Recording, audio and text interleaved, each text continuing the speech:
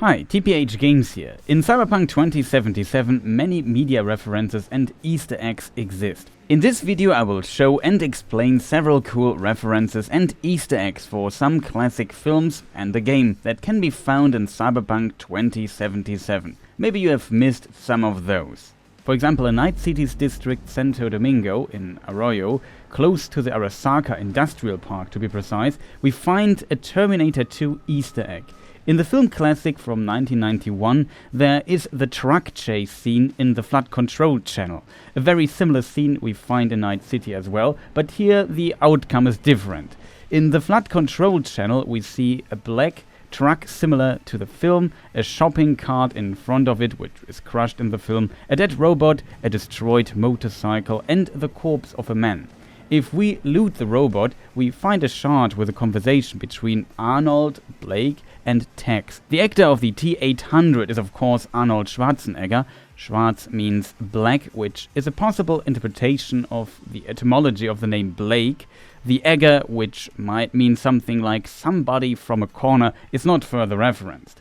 The events described in the text fit those of the scene in the film perfectly, except the outcome. You could say it's the bad ending of that story.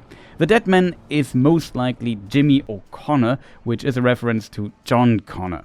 I assume the body is not that of a kid for international age rating reasons. The T-1000 is also referenced as a fake NCPD officer with advanced cyborgification. And on the dead robot we also find dark sunglasses. It also looks similar to the T-800 without the disguise. A pretty cool Easter egg. Let us continue with several Easter eggs and references about a beloved PC game series, Half-Life. In V's apartment we find a poster titled No Life 3, of course referencing Half-Life 3, which has still not released in 2077. It seems to release tomorrow, after 50 years according to review we can also find in various places in Night City. So I guess No Life 3 came out around 2027 in Cyberpunk's timeline. In the review we learn that the protagonist of No Life 3 is called Baron Freimensch. Freimensch is German and translates to free man, as in human. Freeman literally would be Freimann in German. I do not see the similarity between the names Gordon and Baron though, except the two ending letters. The review further mentions another character in No Life 3 called Alice, which obviously sounds very similar to Alex from Half-Life. And on the poster we see a woman, so I assume that's her. Beyond that, we also can find a crowbar in the game, which is Gordon Freeman's signature weapon in Half-Life. Prior to Cyberpunk 2077 version 2.0, we could see a description text in the tooltip of every weapon, but now we have to view it unequipped in the backpack and on PC press the V key. An absolute UI scandal in my opinion. But CD Projekt, if you hear this, please don't patch it, else modders will send a hitman after me. However, there we find the description, the favorite tool of burglars and theoretical physicists from MIT. Of course, Gordon Freeman is a theoretical physicist from MIT. In Phantom Liberty, we can also find an iconic crowbar. There the description reads, "Try not to lose it, crowbars don't grow on trees. Shit, even trees don't grow." Try not to lose this one, okay? Is also what Barney says to Gordon when he gives him another crowbar in Half-Life 2 Episode 1, and it's the second crowbar version you can find in Cyberpunk. There are a lot of the Matrix film references and Easter eggs in Cyberpunk 2077. This one has a small detail you might have missed. You find it close to the fast travel point Palms View Way, close to the City Hall in the Glen in Haywood, so southern Night City.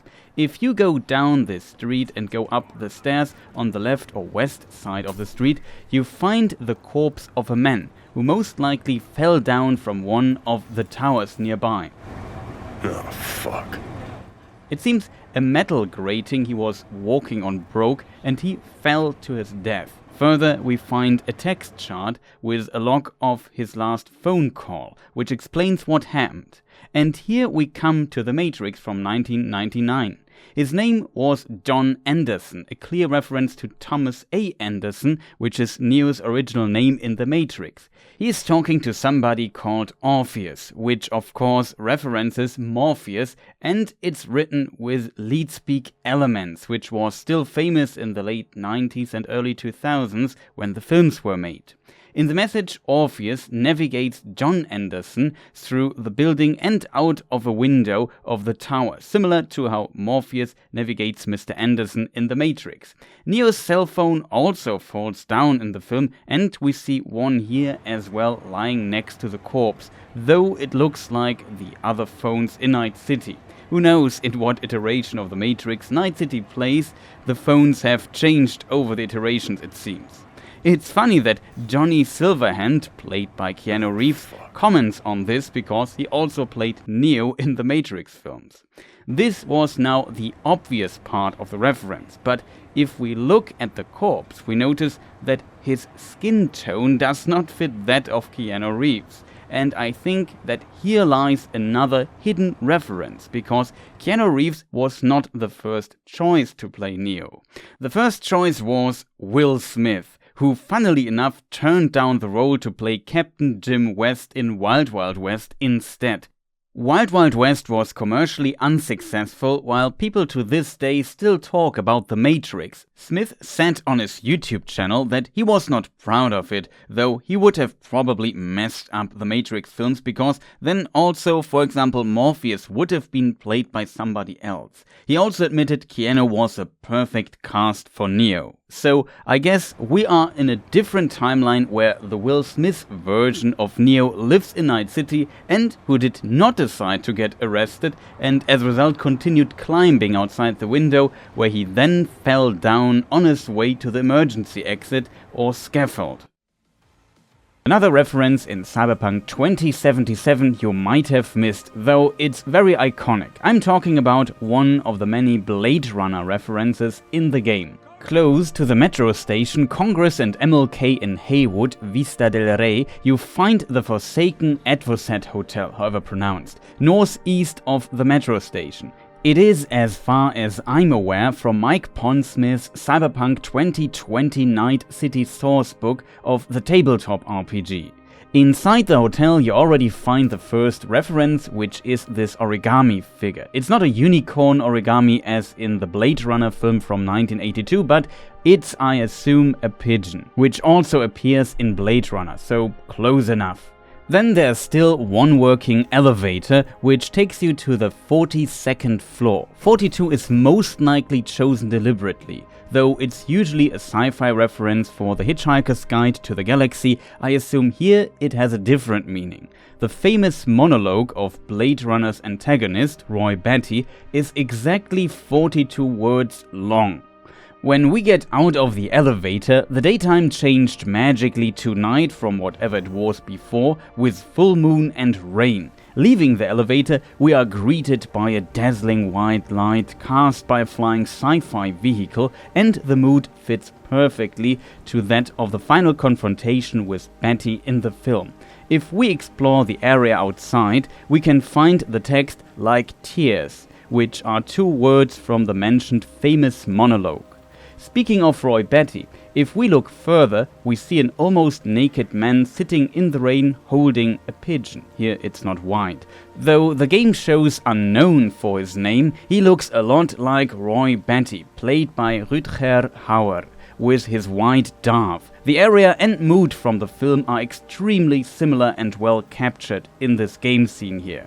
If we go to the North Oak Columbarium, we can also find a grave with the name Roy Batty on it and see the dove as a symbol and the full quote. All these moments will be lost in time, like tears in rain.